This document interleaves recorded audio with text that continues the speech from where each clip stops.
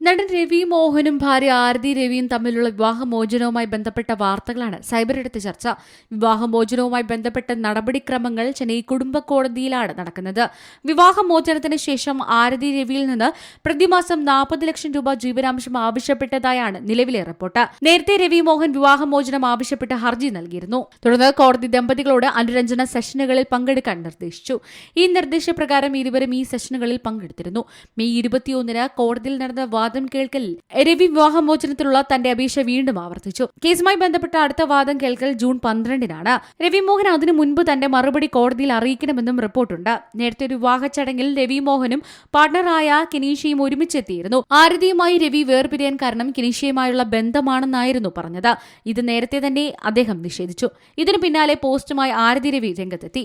എന്റെ മക്കൾക്ക് വേണ്ടി ഞാൻ സംസാരിക്കുന്നു എന്ന ക്യാപ്ഷനോടെയായിരുന്നു ആരതി കുറിപ്പ് പങ്കുവച്ചത്. വേർപിരിയുകയാണെന്ന് തീരുമാനിച്ച ശേഷം രവി മോഹൻ മക്കളുടെ കാര്യങ്ങൾ അന്വേഷിക്കാറില്ലെന്നും രവിയിൽ നിന്ന് സാമ്പത്തികമോ വൈകാരികമോ ആയ പിന്തുണയില്ലാതെയാണ് 2 ആൺമക്കളെയും വളർത്തുന്നതെന്നും സോഷ്യൽ മീഡിയയിൽ പോസ്റ്റ് ചെയ്ത കുറിപ്പിൽ ആരതി പറഞ്ഞത്. 2009-ൽ വിവാഹിതരായ രവി മോഹനും ആരതിയും നിയമപോരാട്ടം തുടരുന്നതിനിടെ പരസ്പരം പരസ്യമായ ആരോപണങ്ങൾ ഉന്നയിച്ചു വരികയാണ്. News desk Zee Malayalam news. ഏറ്റവും പുതിയ വാർത്തകളും വിശേഷങ്ങളും വിരൽ തുമ്പിലറിയാൻ സീ മലയാളം ന്യൂസ് എല്ലാ ഡിജിറ്റൽ പ്ലാറ്റ്ഫോമുകളിലും ലഭ്യം.